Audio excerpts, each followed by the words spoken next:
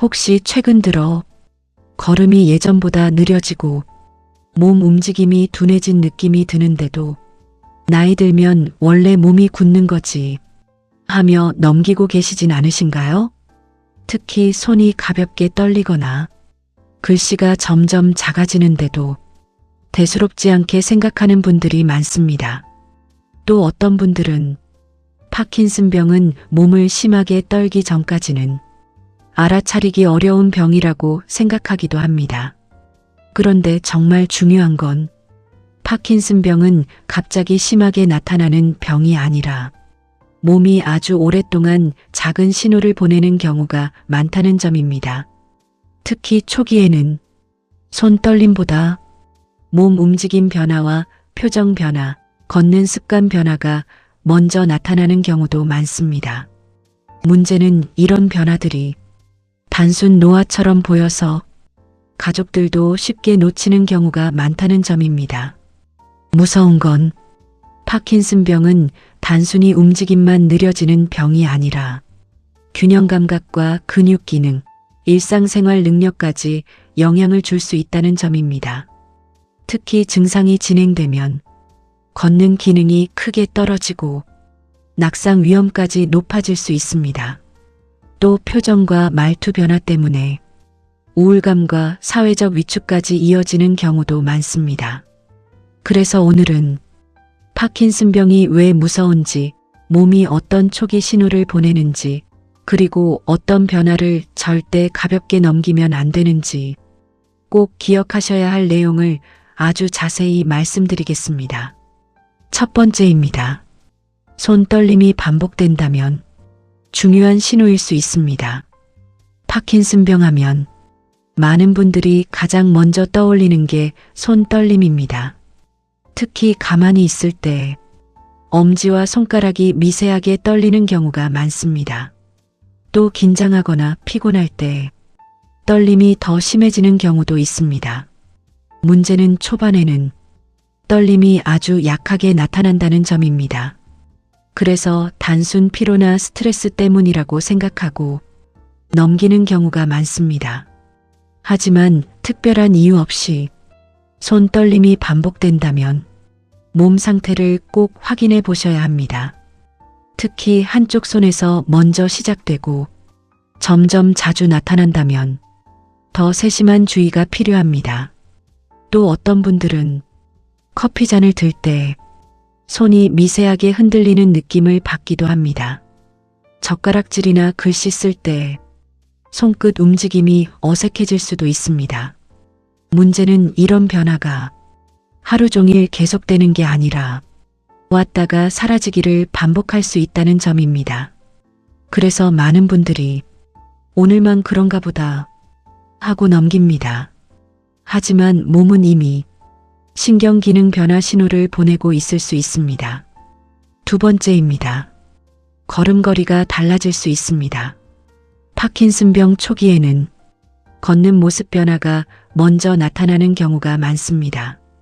특히 걸음 속도가 느려지고 보폭이 점점 짧아질 수 있습니다. 또 발을 끌듯이 걷고 몸이 앞으로 숙여지는 경우도 있습니다. 어떤 분들은 걸음을 시작할 때 발이 잘 안 떨어지는 느낌이 든다고 말하기도 합니다. 문제는 이런 변화를 단순 관절 문제나 근력 저하로 생각한다는 점입니다. 하지만 파킨슨병에서는 몸 움직임 자체가 느려지는 특징이 있습니다.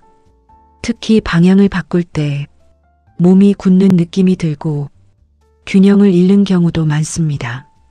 또 걷다가 갑자기 멈춘 듯 발이 바닥에 붙는 느낌이 생길 수도 있습니다.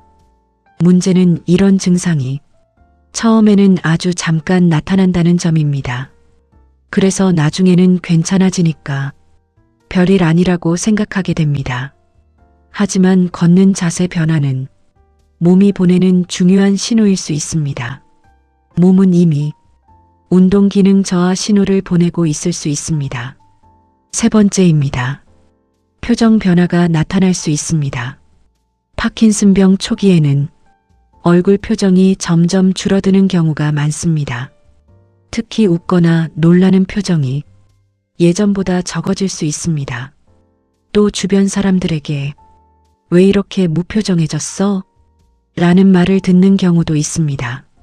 문제는 본인은 잘 느끼지 못한다는 점입니다. 하지만 얼굴 근육 움직임이 줄어들면 표정 자체가 굳어 보일 수 있습니다. 또 눈 깜빡임이 줄어들고 얼굴이 무표정하게 보이는 경우도 많습니다. 어떤 분들은 사진 찍을 때 예전보다 얼굴이 굳어 보인다고 느끼기도 합니다. 문제는 이런 변화가 단순 피곤함처럼 보인다는 점입니다. 하지만 표정 감소는 초기 파킨슨병에서 흔히 나타날 수 있는 신호입니다. 몸은 이미 얼굴 근육 움직임 저하 신호를 보내고 있을 수 있습니다. 네 번째입니다. 글씨 크기가 점점 작아질 수 있습니다. 파킨슨병 초기에는 글씨 변화가 나타나는 경우도 많습니다. 특히 글씨를 쓰다 보면 점점 작아지고 힘이 약해질 수 있습니다. 또 손 움직임이 둔해지면서 필기 속도도 느려질 수 있습니다. 문제는 많은 분들이 손 힘이 약해져서 그렇다고 생각한다는 점입니다. 하지만 미세한 손 움직임 변화는 신경기능 이상과 연결될 수 있습니다.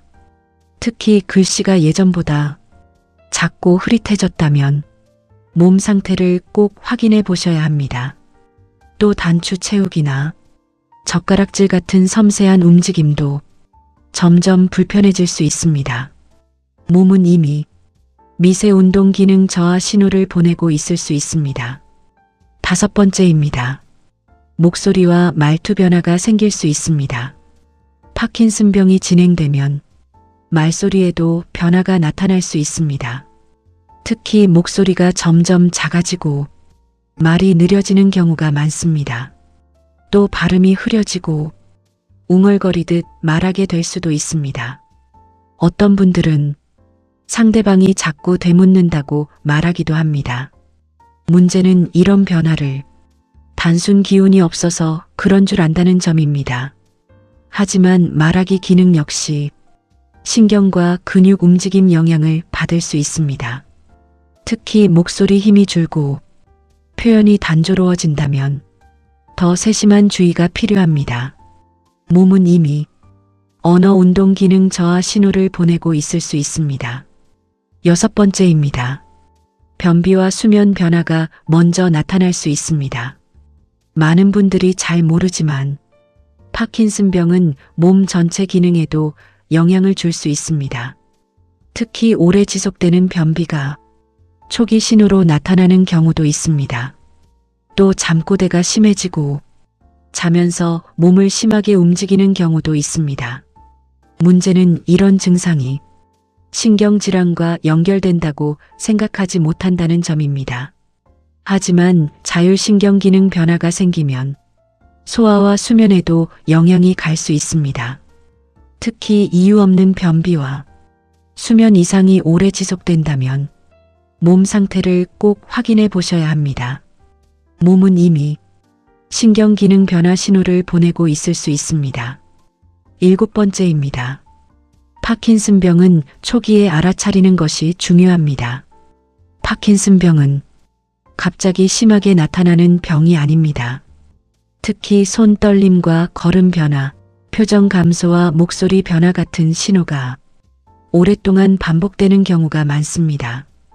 또 글씨 변화와 균형 감각 저하, 몸 움직임 둔화까지 나타난다면 절대 그냥 넘기시면 안 됩니다. 무엇보다 중요한 건 나이 들면 원래 그래 하며 몸 신호를 계속 무시하지 않는 것입니다. 몸은 이미 위험을 알리기 위해 아주 오래전부터 작은 신호를 보내고 있을 수 있습니다. 건강은 크게 망가진 뒤가 아니라 몸이 보내는 작은 이상을 얼마나 빨리 알아차리느냐에 따라 달라질 수 있습니다. 특히 파킨슨병은 초기에 관리하고 생활 습관을 조절하는 것이 매우 중요할 수 있습니다. 오늘 말씀드린 내용 중 해당되는 부분이 있다면 절대 그냥 넘기지 마십시오. 지금의 손 떨림과 걸음 변화가 몸이 보내는 중요한 경고일 수 있습니다.